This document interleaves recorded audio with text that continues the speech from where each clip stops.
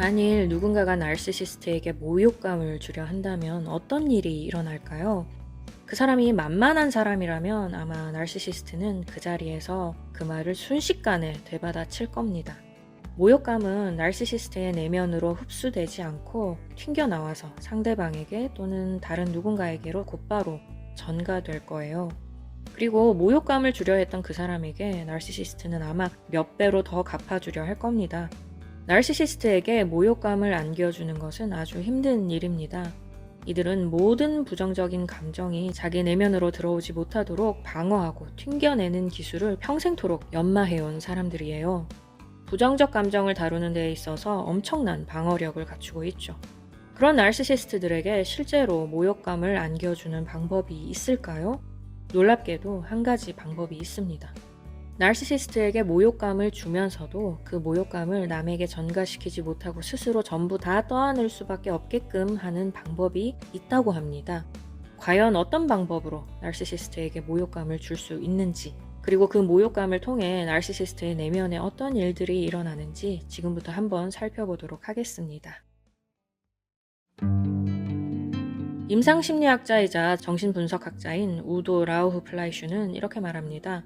타인으로부터 결별 선언을 듣는 것은 나르시시스트가 상상할 수 있는 최악의 모욕이다. 나르시시스트에게 모욕을 줄 수 있는 한 가지 방법이란 바로 나르시시스트에게 이별을 선언하는 것입니다. 타인으로부터 결별 선언을 듣는 것은 이들에게 대단한 모욕이라고 해요. 물론 누군가로부터 이별을 선고받고 그 상황을 즐거워할 사람은 아무도 없습니다. 이별은 모두에게 부정적인 감정을 안겨주죠. 그러나 이 이별이 나르시시스트에게는 훨씬 더 큰 충격과 모욕감을 줍니다. 이별을 통보받게 되면 나르시시스트의 내면에서는 보통 사람들과는 완전히 다른 일이 일어난다고 해요. 자기 자신이 쓸모없는 인간, 사랑받을 가치가 없는 인간이라는 그 사람의 뿌리 깊은 확신을 재확인하게 된다고 합니다. 따라서 나르시시스트에게 뭔가 감정적으로 큰 임팩트를 주기 위해서는 이별만한 것이 없다고 보면 되겠죠. 힘의 논리에 근거해 살아가는 이 나르시시스트들, 공포에 의해서만 설득당하는 이 나르시시스트들에게 이별이란 정말 피하고 싶은 두려움의 대상입니다. 엄청난 모욕감을 느끼게 될까봐 두려워할 수밖에 없겠죠. 따라서 상대가 이별을 말하면 나르시시스트는 그것을 쉽사리 받아들이려 하지 않을 겁니다. 이별 선언을 처음부터 절대 순순히 받아들이지 않으려 할 거예요. 못 들은 척하거나 거짓말이나 농담으로 취급할 수도 있고 경솔하다며 비난을 퍼붓고 위협하거나 아니면 갑자기 평소에 안 하던 착한 짓을 하는 등 아마 온갖 수단을 총동원해 당신을 곁에 붙들어 두려 할 겁니다. 그만큼 그들에게는 피하고 싶은 일이니까요. 그렇다면 이토록 두려움의 대상인 이별을 통해 이들이 스스로를 돌아보며 각성할 가능성은 없을까요? 이 엄청난 모욕감을 나중에 또 느끼게 될까봐 두려워서 스스로를 돌아보는 일이 생기지는 않을까요? 우도 라우플라이슈의 말에 따르면 나르시시스트가 가까운 사람과 헤어지고 난 뒤 희미하게나마 이대로 살면 안 됐다고 각성하는 경우가 드물지 않다고 합니다. 놀라운 일이죠. 이별 때문에 스스로를 돌아보는 일이 분명히 있다는 거예요. 제발 좀 스스로를 돌아보라고, 본인이 얼마나 거짓말을 많이 했는지 좀 생각해보라고 아무리 반복해서 다그치고 화를 내고 설득하고 울면서 호소해도 안 되던 것이 이별 때문에 가능해질 수도 있다는 겁니다. 물론 그렇다고 해서 나르시시스트가 곧바로 자신의 문제점을 깨닫는다는 말은 아닙니다. 하지만 적어도 나르시시스트가 건설적인 방향으로 변화를 꾀하는 충격 요법이 될 수는 있다고 합니다. 따라서 나르시시스트에게 이별을 고하고 하루빨리 떠나주는 게 당신이 그 사람에게 할 수 있는 가장 최고의 선한 일이 될 수도 있다는 것을 기억하시기 바랍니다. 물론 저는 지난 시간 2개의 영상을 통해 나르시시스트와의 관계를 끊을 수 없는 경우가 있다고 말씀을 드렸습니다.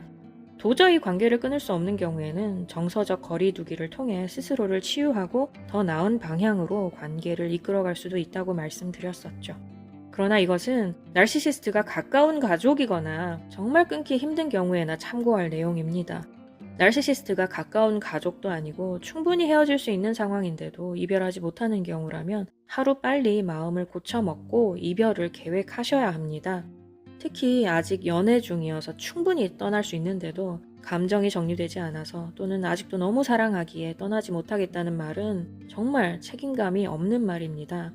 나르시시스트와 자신의 미래가 어떻게 되든 상관없이 지금 내가 느끼는 감정만 신경 쓰겠다는 말이잖아요.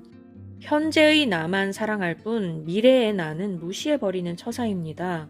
또한 내가 떠나면 저 사람을 누가 돌봐주나 하면서 자신이 그 사람을 지켜줘야 할 것처럼 생각하는 사람들, 그 사람도 언젠가는 변하지 않을까 하는 희망을 가지고 계속 만나는 사람들, 다른 사람은 몰라도 나는 그 사람을 변화시킬 자신이 있다며 곁을 지키고 있는 사람들이 있다면 이런 분들도 얼른 생각을 바꿔야 합니다.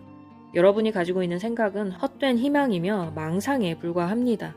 당신이 계속 옆에 붙어 있는다면 당신은 나르시시스트에게 무의식적으로 다음과 같은 교훈을 주고 있는 거예요.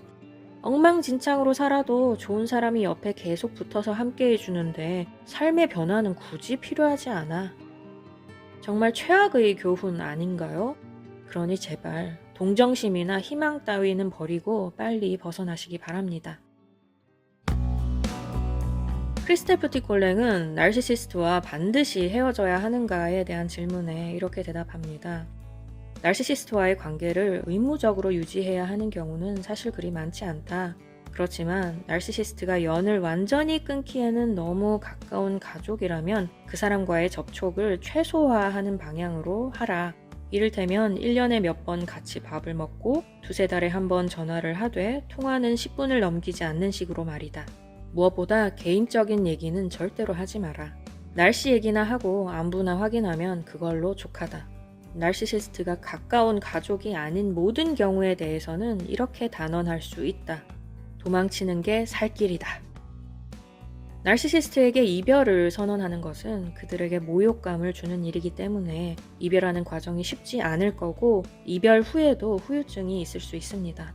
따라서 여러분이 이별을 결심하고 나르시시스트 앞에서 그 뜻을 통보하기 전에 반드시 알아둬야 하는 몇 가지 사항들이 있어요. 나르시시스트와 연락을 끊기 전 반드시 알아둬야 할 것들에 대해서는 다음 시간에 다룰 예정이니 기대해 주시기 바랍니다. 부디 오늘 내용이 도움되었기를 바라고요. 그럼 여러분의 모든 문제가 다 해결되기를 바라면서 저는 또 다음 시간에 뵙도록 하겠습니다.